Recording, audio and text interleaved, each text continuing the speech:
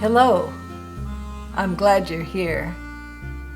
Today I want to consider our ancestors' successes and how they defended their freedoms to make possible our existence in this moment. As I've mentioned in earlier talks, the beginning of this current era and where we are now look very much the same. Putin invaded Ukraine the way Julius Caesar invaded Gaul, using the same divide and conquer tactics. They slaughter and terrorize. They subjugate women, and they separate children from their families. Separating children from their families is perhaps the most effective way of subjugating people. Is it any surprise that both invaders and religion use it, and with such broad-reaching results? And separating children from their families can be either physical or psychological, or both. This is the way I see it. In the 2,000 years between Caesar and Putin, Rome has waged crusades against specific areas of Europe. In those intervening centuries, fortifications have sprung up everywhere in Europe, places to take refuge when under attack. Castles and abbeys afforded sanctuary to Europeans, no matter where they traveled or lived, and it was available to them all across Europe. Let me take you through this the way that I first began to see it.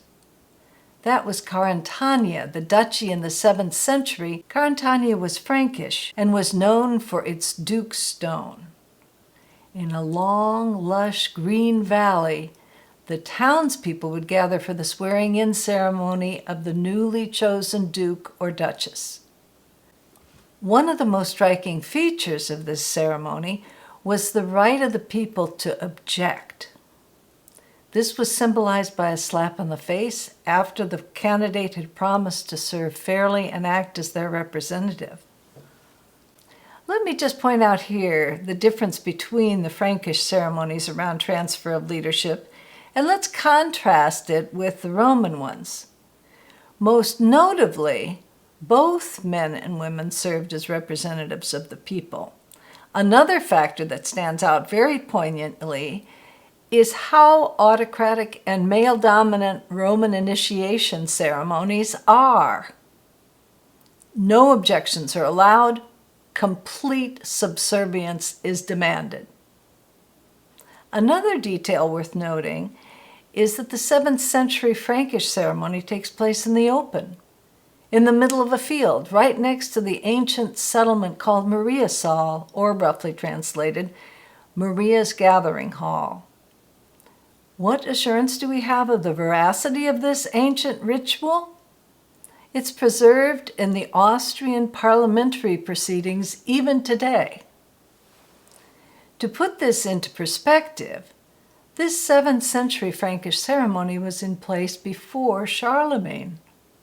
The Duchy of Carantania was distinct from Gaul, which lays to the west and north, but the Duchy of Carantania holds key information because of its similarities with Gaul as well.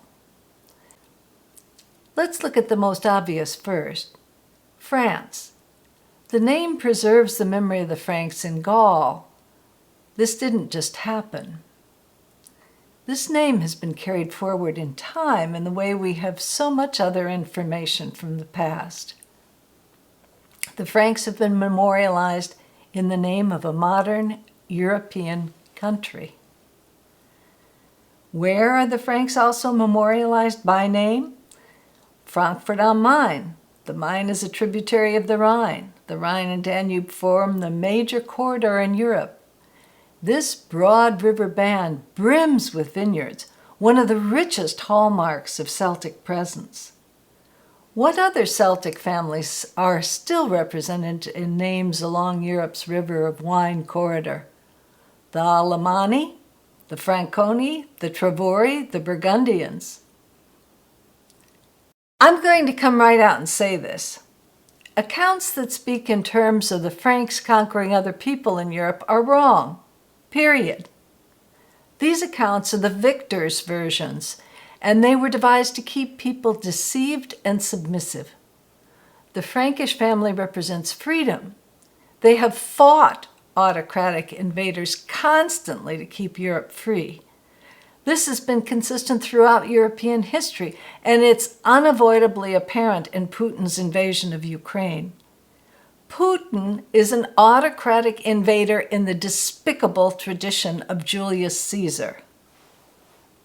How can I say this with such certainty? I have seen the lies, alterations, and corruptions because I was raised with them. I know the church very well. I know the power of repetition and how outrageously wrong religious ideas become pounded into young heads Sunday after Sunday. It happened to me. It wasn't until my sister fell under the weight of it that I realized what was happening. Then I knew that the church was working to tear apart our family, and this tactic is the most effective weapon dictators ever have had. We need to take away children. The secret history of the U.S. government's family separation policy. This is not politics. This is warfare that rips at the fabric of our being. And it was done in America. Unless we see it for what it is, how can we stop it?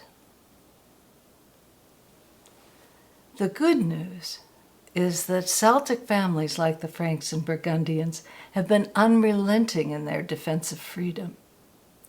Let us honor the work of the heroes that have kept us free and call out the autocratic attackers like Julius Caesar and Putin who want to subjugate people. What is to gain if we don't?